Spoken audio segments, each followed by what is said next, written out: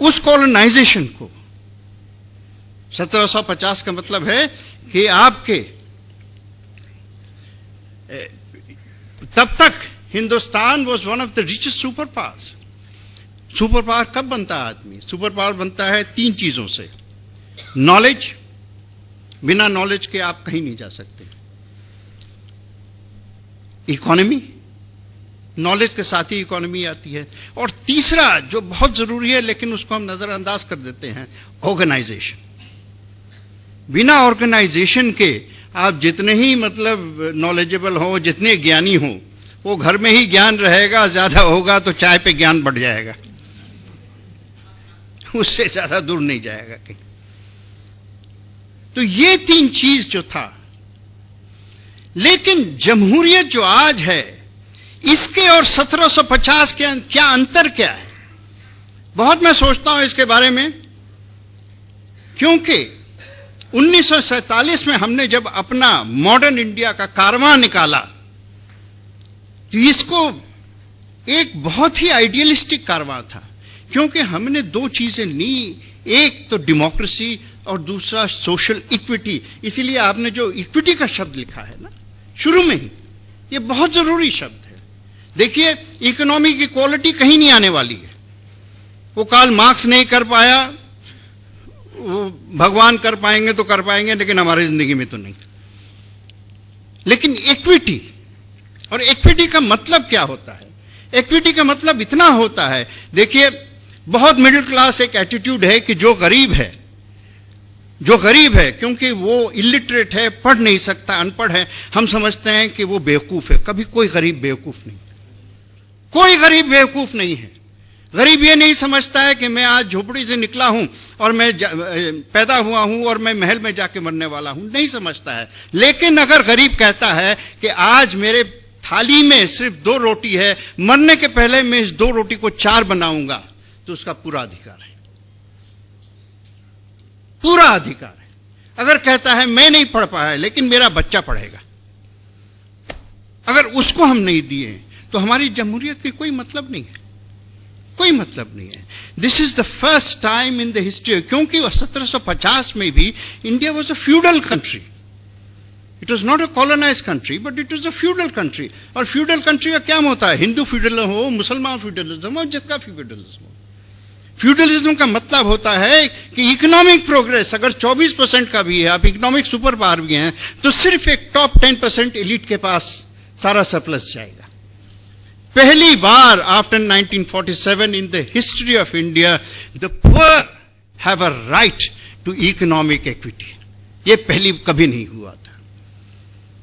1950 तक, बिटवीन 1947 और 1960 तक, तो हम गरीब को तो ये कह दिए कि चलो तुम फैमिन से मरते थे, भूख से मरते थे, आज भी फैमिन है, लेकिन जिस हद पे फैमिन था कम से कम उस हद का नहीं है, तो हमने तो ऐसे निपटा दिया। लेकिन आज हमने ऐसा एक निजाम बना दिया है, कोई भी, मैं किसी पार्टी की बात नहीं कर रहा हूं, एक ऐसा निजाम बना दिया है जहां पर उसके दिल से जो आखिरी ख्वाहिश होती है वो आशा की होती है कि चलो मेरी जिंदगी में कुछ नहीं हुआ, अगली जिंदगी में तो ये बेटे के तो हो जाएगा, वो आशा भी मिट रही है।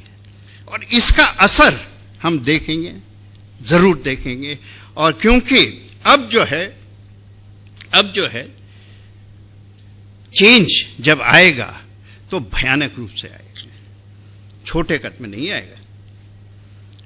और जब आएगा चेंज भयानक रूप से, तो लेकिन उसके साथ जिम्मेदारी लाएगा। और जिम्मेदारी ये है कि अगर आप उस चेंज को समझ नहीं पाए और उसको आप कबूल नहीं कर पाए और उसको आप सेटिस्फाई नहीं कर पाए, तो फिर आपके खिलाफ जो गुस्सा होगा इससे भी ज्यादा होगा, इससे भी ज्यादा।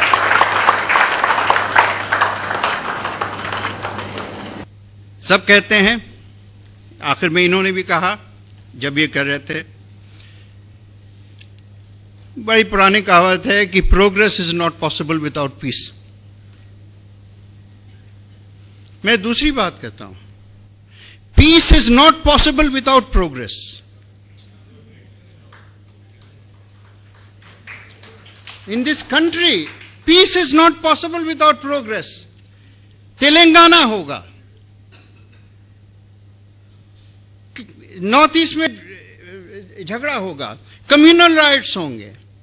जहां जहां इकोनॉमिक डेवलपमेंट रुक जाता है, जहां जहां इकोनॉमिक आशाएं दब जाती है, वहां वहां देखिएगा आपको एक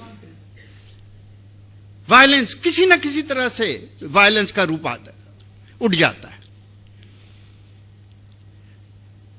ये मुल्क को सेकुलरिज्म की कोई एजुकेशन की जरूरत नहीं है। सेकुलरिज्म के एजुकेशन की कोई जरूरत नहीं है, क्योंकि आज से नहीं, हम हजारों साल से सेकुलर है।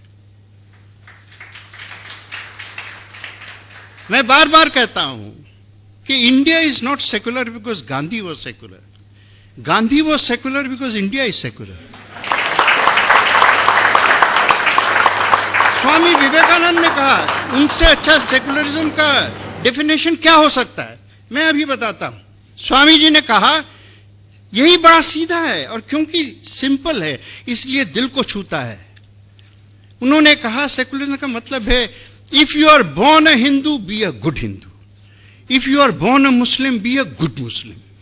If you are born a Christian, be a good Christian. If you are born a Sikh, be a good Sikh. इसी बात को गांधी जी ने आगे ले गए और बड़ी अच्छी बात कही। If you want to read the Quran, read it through the eye of the Muslim. If you want to read the Gita, read it through the eye of the Hindu. If you want to read the Bible, read it through the eye of the Christian. क्यों?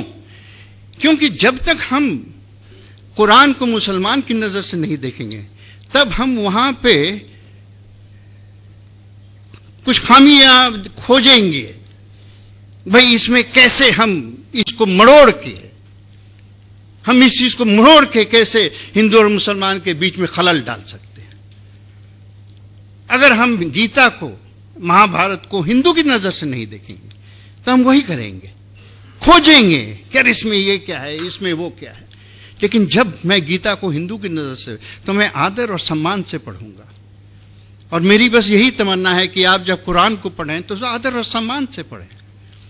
आपको secularism Vivekananda में मिलेगा, गीता में मिलेगा और कुरान में मिलेगा। लकुम दीनकुम व इलिय दीन, तुम्हारा मजहब तेरे लिए, मेरा मजहब मेरे लिए। इससे ज्यादा और क्या है सेकुलरिज्म? हिंदुस्तान बढ़ेगा जब हर आदमी, हिंदू हो, मुसलमान हो, ईसाई हो, पारसी हो, जो भी हो, इक्वल कदम से आगे चलेगा। ना किसी को आप ऊपर देखेंगे, ना किसी को नीचे देखेंगे। स्वामी विवेकानंद, गांधी जी ने जो हिंदू समाज के बीच में खामियां थी, उसके खिलाफ क्यों लड़ा था? बोलते कि समाज में हर आदमी को इक्वल बनना चाहिए। हम अद्वैत कैसे बढ़ेंगे, कैसे सिखाएंगे, अद्वैत के ऊपर हम कैसे यकीन करेंगे, जब अपने समाज में हम कास्टिज्म ला रहे हैं? As equals we need to progress together. और ये जो है डेमोक्रेसी के अंदर इक्वालिटी का मौका जो हमें इतिहास ने दिया है, अगर इस इक्वालिटी का मौका को हम बर्बाद कर दिए तो इतिहास मुझे माफ करेगी, नहीं माफ करेगी, भगवान अल्लाह माफ करेगा, नहीं माफ करेगा, मैं तो कह नहीं सकता। लेकिन इतना जाते कहता हूं कि ये बच्चा आपको नहीं माफ करेगा। लेकिन जी बहुत बहुत खुशी हुई कि आपने ये किताब लिखा। This is a book, this is a manual of progress, this is therefore a manual for the future. Progress को नजर आता है तो प्रोग्रेस ही भगवान है। बहुत बहुत धन्यवाद कि आपने, थैंक यू।